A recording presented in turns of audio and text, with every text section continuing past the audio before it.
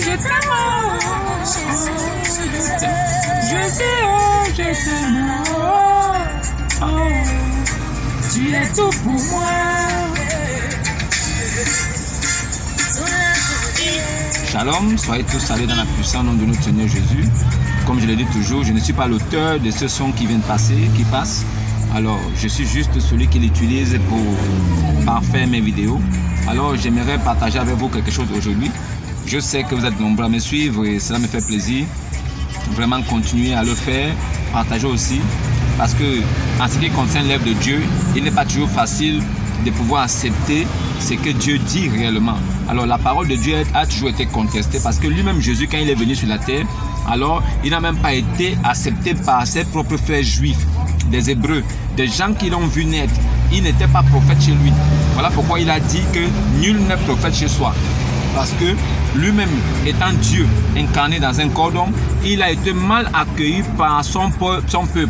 Voilà pourquoi lui-même, dans son plan de la prédestination, alors il devait aussi épouser les païens. Alors les nations païennes qui devaient être épousées, c'est nous là, nous qui sommes des païens. Alors nous qui l'avons accepté parce que nous avons cru en ce qu'il a dit dans son livre. Nous avons cru en ce qui a été dit par ses serviteurs. Alors aujourd'hui nous sommes serviteurs aussi parce que nous croyons que Jésus-Christ est venu sur la terre tout accomplir. Et nous pensons aussi qu'il doit même être Dieu, le Dieu qu'aucun homme n'a jamais vu là. Nous savons que Dieu est esprit, mais nous savons qu'en Jésus, Dieu est venu et nous l'avons vu. Le Dieu invisible, il s'est manifesté physiquement. Alors, voilà pourquoi les Saintes Écritures disent que Jésus-Christ est l'image du Dieu invisible. Celui que aucun homme n'a pu voir. Alors, voir dans la forme humaine. Mais Dieu a été aperçu par ses serviteurs sous plusieurs formes. Mais ça, ce n'est pas la question. Aujourd'hui, je voudrais vous parler avec vous de quelque chose, de la fidélité. Alors, j'aimerais parler avec vous de la fidélité en ce qui concerne le mariage, pour que vous compreniez réellement de quoi il s'agit. Alors, aujourd'hui, je voudrais vous parler de quelque chose. En ce qui concerne le mariage, j'entends certaines femmes se plaindre, dire « Oh non, mon mari, vraiment, il n'est pas fidèle. Mon mari, vraiment, il m'a trompé. Mon mari, vraiment, il veut prendre une autre femme. Mais la polygamie n'est pas de Dieu. » Mais je voudrais vous attirer votre attention aujourd'hui pour vous dire que la polygamie est de Dieu. Mais celui qui aspire à une charge d'évêque, celui qui veut être un évêque, alors lui là, il doit être marié d'une seule femme. Mais les autres chrétiens qui veulent, qui ont les besoins et qui ont des moyens, ils peuvent prendre autant de femmes qu'ils veulent. Mais je vous donnerai un conseil bien avisé. Avant de vous engager dans la polygamie, cherchez d'abord à connaître qui est Dieu. Cherchez d'abord à connaître qui est Dieu. Ce qu'il attend de vous. En tant qu'homme polygame ayant plusieurs femmes, quel sera votre comportement? Quelle sera l'attitude à adopter? Quelle sera la façon de faire pour que ce foyer soit un foyer calme et admirable? Et admiré aussi de tous. Alors, l'homme étant le chef de la famille, il est le chef de la femme d'abord. Alors, c'est lui qui est chargé de diriger le troupeau. C'est lui qui est chargé de diriger la famille. Alors lui, il doit d'abord être en connexion avec Dieu. Si lui connaît Dieu, alors le reste sera plus facile. C'est pour ça qu'il sera important que vous, les femmes qui cherchez à avoir des maris, ne vous précipitez pas. Mais plutôt, cherchez d'abord à avoir le discernement nécessaire pour savoir si l'homme que vous voulez prendre connaît Dieu. Si l'homme que vous cherchez à épouser là, est-ce que lui, il a la crainte de Dieu? Est-ce que l'homme que vous cherchez à passer votre vie avec là, est-ce que lui, il a la crainte de Dieu? Est-ce qu'il connaît Dieu? Alors, est-ce qu'il a été visité par Dieu? Est-ce qu'il a le salut? Un enfant de Dieu véritable, qui a Jésus-Christ en lui, qui est chrétien, lui là, il connaît Dieu. Dieu le connaît. Alors lui, il saura comment faire en cas de polygamie. Mais celui qui n'a pas Dieu en lui, il ne saura pas comment se comporter. Et voilà pourquoi la plupart des foyers polygames sont souvent des foyers de désordre. Parce que le maître lui-même, qui est l'homme, lui-même ne connaît pas Dieu. Alors quel sera le résultat à la fin? Voilà pourquoi il serait important pour vous d'abord de connaître d'abord Dieu au préalable. Ayant connu Dieu, maintenant les choses de la terre vous seront données. Vous saurez comment gérer un foyer polygame. Vous saurez comment tenir vos femmes. Vous saurez que dans la polygamie, la façon dont on gère la première, c'est la même façon dont on gère la deuxième et la troisième, et ainsi de suite. Alors, vous pourrez les gérer sans qu'elles se cognent les têtes, sans qu'il y ait du désordre. Vous pourriez donc élever vos enfants dans la tranquillité parce que vous aurez Dieu en vous et vous serez un demi-dieu pour vos femmes. Et vous prendrez vos femmes comme vous-même. Alors, Déborah sera ta femme, Aïcha sera ta femme, et Joël sera ta femme. Et on dira, il s'est attaché à sa femme Joël, à sa femme Déborah, à sa femme Iris, à sa femme. Toutes ces femmes sont ses femmes. Et c'est sa femme, sa femme, sa femme. C'est comme aujourd'hui, Dieu a dit, aime ton prochain comme toi-même. Mais nous savons tous que nous n'avons pas un seul prochain. Mais toi, tu es mon prochain. Lui, il est mon prochain. L'autre est mon prochain. Mais c'est mon prochain, mon prochain, mon prochain. Et ça fait plusieurs. Donc la polygamie n'est pas condamnée de Dieu. Dieu ne condamne pas la polygamie, mais c'est la façon de faire qui est un problème. Alors bref, j'ai déjà fait une vidéo là-dessus où j'ai expliqué réellement dans Exode 21:10 que Dieu ne condamne pas la polygamie, mais vraiment Dieu exhorte des gens d'abord au préalable à le connaître avant de s'engager dans la polygamie. Maintenant, en ce qui concerne la fidélité, alors comment doit se comporter un homme qui est dans la polygamie? Comment doit se comporter un homme qui n'est pas polygame? Un homme qui est une femme dans la monogamie, un homme qui a plusieurs femmes dans la polygamie. Alors, quel est le comportement à adopter? Comment un homme qui est marié doit se comporter dans un foyer? Aujourd'hui, je parlerai de la fidélité. Alors, vous les femmes qui vous plaignez que vos hommes vous trompent, vos hommes ont d'autres copines, d'autres femmes dehors, sachez une chose, l'homme par essence de nature est un prédateur. Si vous ne savez pas, l'homme est un conquérant, l'homme est un insatiable, l'homme est quelqu'un qui est toujours appelé à avoir d'autres femmes. L'homme, c'est quelqu'un qui cherche.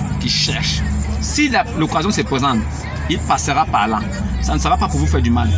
Vous qui êtes femmes, vous qui êtes des femmes qui voulez avoir des hommes dans vos vies, sachez une chose, dans le foyer, dans un couple, la fidélité n'est pas parce qu'il ne doit pas te tromper. Oh, il n'est pas fidèle. Qu'est-ce que vous entendez par fidèle? Qu'est-ce que signifie fidèle pour vous? Un homme qui n'est pas fidèle, c'est quel genre d'homme? Selon Dieu, qu'est-ce que Dieu appelle la fidélité? Un homme qui est fidèle, c'est quelqu'un qui vous a pris. Il vous a choisi parmi tant d'autres. Il a voulu que ce soit vous qui venez habiter dans sa maison. Il prend soin de vous. Il s'occupe de vous. Il vous fait des enfants. Et il est là. Il est votre père, votre mère. Il devient tout pour vous. Il s'occupe de vous. Il vous protège. C'est ça la fidélité.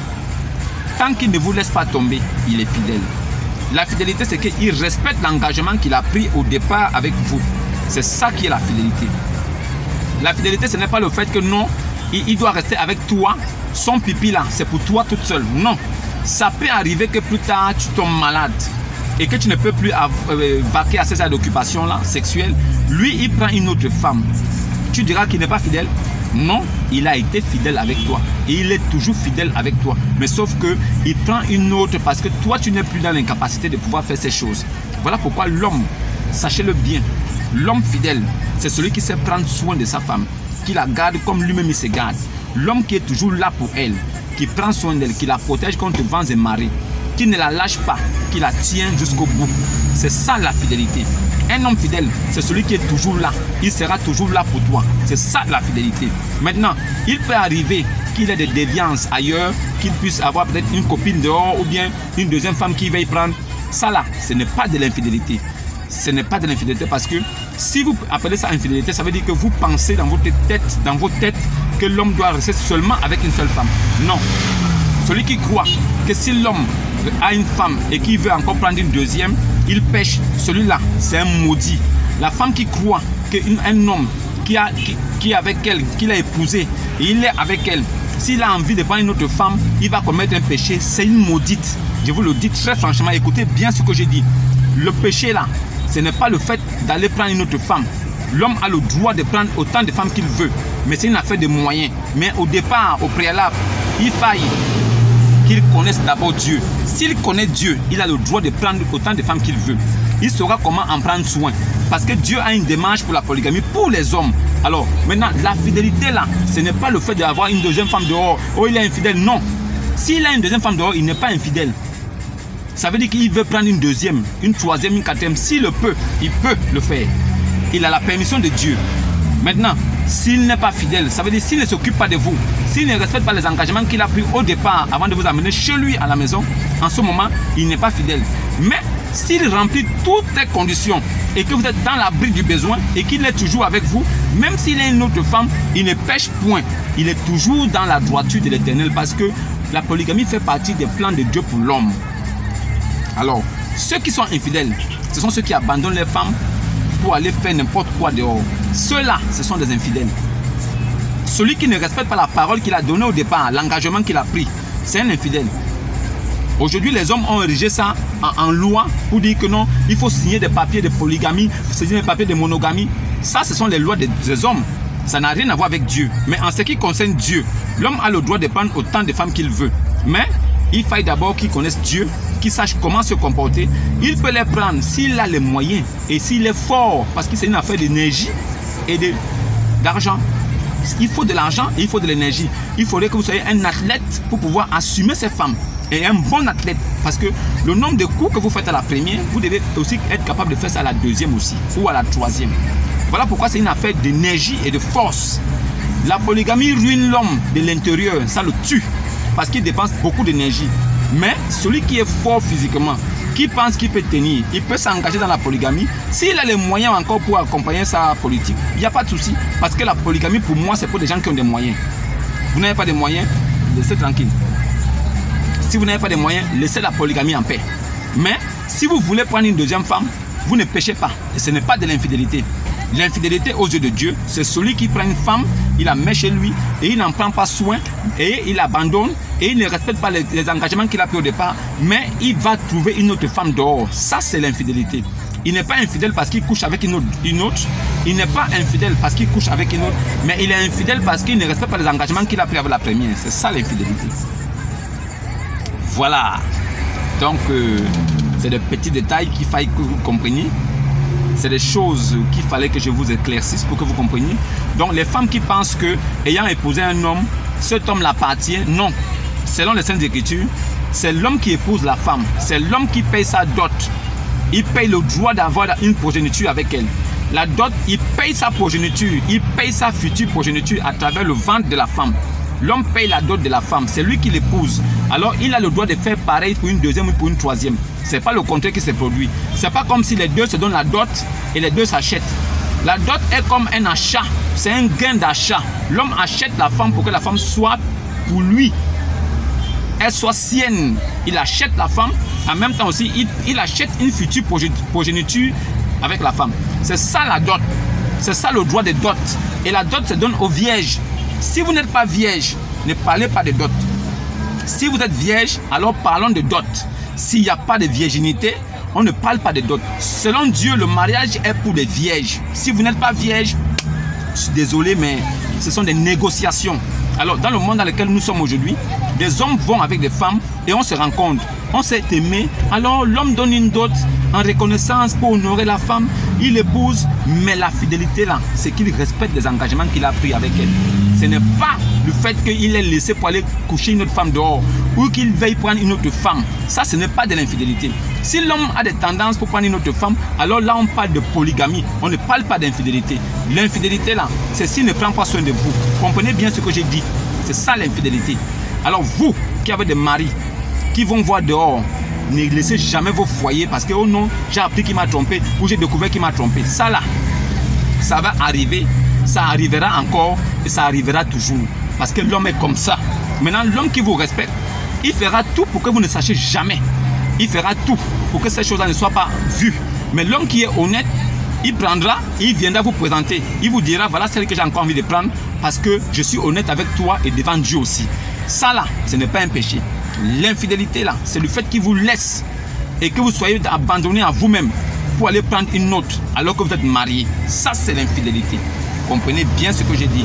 J'espère que je me suis fait entendre, que vous avez compris et que vous soignerez votre façon de voir les choses parce qu'il est important de savoir que le plus important dans la vie, c'est le bonheur d'une personne. C'est le bonheur que vous vivez, c'est votre bonheur qui compte. Alors, infidélité là, c'est de ça qu'il s'agit. L'infidélité, c'est ça là. Ce n'est pas le fait que l'homme ait envie de prendre une autre femme. Jamais. Ça, c'est pas l'infidélité. Aux yeux de Dieu là, ce n'est pas l'infidélité. Mais n'oubliez pas aussi une chose. ce qu'on appelle adultère là, c'est quand toi la femme, tu laisses ton foyer. L'homme t'a épousé, il a payé ta dot. Toi tu laisses ton foyer, mais tu vas coucher avec un autre homme. Toi là, tu es adultère et tu es une maudite. Mais si l'homme te laisse dans la maison qu'il a payé, il s'occupe de toi et il prend une autre femme qui l'héberge et il va coucher avec elle, et que toi tu es au courant de ça, aux yeux de Dieu, il ne pêche pas. Il fait son devoir. Il est avec toi et il est avec elle aussi. En ce moment-là, il est juste polygame. Il n'est pas infidèle. Devant Dieu, il ne pêche point. Mais la femme qui va laisser son mari aller trouver un autre homme dehors, coucher avec lui, alors qu'elle a été dotée, celle-là, c'est une maudite. Elle meurt dans ça, elle va en enfer. Mais l'homme a le droit de prendre autant de femmes qu'il veut. C'est lui le chef. Celui qui a compris ça, vraiment que Dieu te bénisse. Toi qui n'as pas compris aussi, toi là, qui es une boudeuse, qui pense que les Saintes Écritures là, c'est toi qui as écrit ça. Ou bien, comme ton pasteur t'a modelé ça à ta façon d'être pour que ça te plaise, tu penses que c'est ça. Je vous rappelle en passant qu'il n'y a même pas un de vos pasteurs qui peut vivre auprès de Dieu. Dieu ne les parle même pas. Aucun de vos pasteurs là, Dieu ne les parle. Dieu ne parle à aucun pasteur. C'est faux ce qu'ils vous disent. Ce sont des inventions. Ils se prennent la tête avec l'émotion. Ils vous disent Dieu m'a dit, Dieu m'a dit. Dieu ne leur dit jamais rien. Si Dieu leur aurait dit quelque chose, si Dieu aurait dit quelque chose à ces gens-là, ils vous auront dit ce que je vous dis là. Ce que je vous dis là, ça vient de Dieu. C'est comme ça que vous devez voir les choses. Alors vous les femmes, concentrez-vous avec le foyer. Gardez bien votre foyer. Alors la meilleure façon pour une femme de protéger son mari et d'être fidèle, c'est de rester dans le foyer et de ne pas coucher avec un autre homme pendant qu'elle est mariée et que son homme vit encore. Tant que ton homme vit encore, ton mari vit encore, tu n'as pas le droit de coucher avec un autre homme. Si tu le fais, tu es une maudite. Mais l'homme, tant que tu vis, et alors qu'il a payé ta dot, il peut se permettre de prendre une autre femme. Ça ne va aller nulle part. Dieu va agréer, Dieu va applaudir, Dieu va le bénir. Si possible même, Dieu va lui donner encore une autre femme si possible. Voilà. Est-ce que vous comprenez? C'est ça qu'il faut comprendre. C'est important. Donc, c'était ça le message d'aujourd'hui en ce qui concerne la fidélité dans le mariage. Alors, faites la dissociation entre la fidélité et la polygamie. La polygamie et la fidélité, là, c'est pas la même chose. L'infidélité, là, c'est l'abandon. Mais la fidélité, là, c'est qu'il remplisse toutes les conditions qu'il s'est engagé au départ. C'est ça, là. C'est ça, là. C'est ça. Vraiment, que Dieu vous bénisse. Que son esprit soit votre partage. Qu'il vous visite aussi. Pour que vous compreniez ces choses-là. Pour que vous puissiez vivre dans la paix. Parce que les hommes, là, ce sont eux qui sont l'auteur de tous les dégâts qu'il y a dans le monde. Parce qu'ils ne connaissent pas Dieu. Et ils vivent dans le désordre. Et ils prennent ce désordre-là, ils déposent ça dans la famille. Et les femmes en souffrent. Si l'homme a le discernement et qu'il connaît Dieu, alors il a un foyer d'ordre. Parce que notre Dieu aussi, c'est un Dieu d'ordre. Vous m'avez compris? Vous m'avez compris? C'est le plus important. Sachez bien ça. Jésus-Christ est Dieu. Il n'y a aucun autre Dieu qui est connu des hommes. C'est Jésus-Christ qui est Dieu. Le nom de Dieu révélé à ses enfants, c'est Jésus-Christ. Alors, ceux qui ont d'autres dieux là, qui s'appellent Allah. Allah n'est pas le nom d'un Dieu, c'est un idole. C'est une idole? Pardon, c'est une idole. Allah, c'est une idole. Quel est le nom de Allah? Certains arabes, certains musulmans disent que Allah, c'est le nom de Dieu. Je suis désolé. Allah n'est pas le nom de Dieu. Qu'est-ce que signifie Seigneur en arabe? Allez vous renseigner sur vos imams. Seigneur en arabe signifie Rab. Rab signifie Seigneur en arabe. R-A-B, c'est ça Seigneur. C'est ça là qui veut dire Dieu. Les arabes appellent Dieu Rab. Maintenant Allah, c'est le nom de ce Dieu là. Donc le Dieu des musulmans, des arabes, s'appelle Allah. C'est son nom. Ce nom là n'est pas trouvé dans la Torah. Ce nom là n'est pas trouvé dans l'évangile. C'est un nom qui est typique chez les arabes. Donc ce Dieu là n'est pas connu des juifs. Ce Dieu là n'est pas connu des chrétiens. Alors qui est ce Dieu que les arabes seuls connaissent? Alors qu'au départ, tous les prophètes qui sont venus sur la terre sont venus au nom de Elohim, El Shaddai, de Jéhovah, de l'Éternel. Alors ce nom-là, l'Éternel, Jéhovah, tout ça, Elohim, son vrai nom-là, c'est Jésus-Christ. Depuis la Torah jusqu'à l'Évangile, nous comprenons que ce Dieu-là, c'est l'Esprit Christ. C'est l'Esprit Christ qui est Jésus-Christ. Mais Allah, c'est le Dieu des Arabes. Lui là, il n'est pas connu de la Torah ni de l'Évangile. D'où il sort? Posez la question à Abou Al-Qasim. Il va vous répondre. Abou Al-Qasim, c'est Mohammed. C'est son vrai nom. Le vrai nom de Mohammed, c'est Abou Al-Qasim. Allez, shalom à vous. Et que demain, nous apporte encore beaucoup plus de révélations pour que je puisse vous instruire. Alors, si vous avez des préoccupations sur des choses que vous ne comprenez pas, venez en commentaire. Alors, dites-moi ce qui vous dérange, dites-moi ce qui vous tracasse, dites-moi si vous avez des choses qui vous dérangent, je vous répondrai. Je vous dis, j'ai des réponses à tout. Il suffit de demander, je vous donnerai des réponses. Car je suis là pour vous servir. Je suis là pour servir les brebis de Christ. Voilà pourquoi je vous dis, ceux qui s'abonnent, ce sont ceux qui ont la révélation, qui connaissent Dieu. Mais ceux qui ne s'abonnent pas, c'est ceux qui ne connaissent pas Dieu. Je suis désolé, mais faites comme vous voulez. Au jugement dernier là, ceux qui vont passer devant le trône blanc, ce sont les condamnés. Nous là, on ne passe point en jugement. Nous sommes déjà justifiés, sanctifiés, sauvés dès que nous avons cru. Alors nous sommes déjà co-héritiers avec Christ. Je ne suis pas responsable de la musique qui passe là. Mais je l'utilise pour... Je ne suis pas responsable du son qui passe là, non. Mais je l'utilise pour... Voilà, pour la vidéo.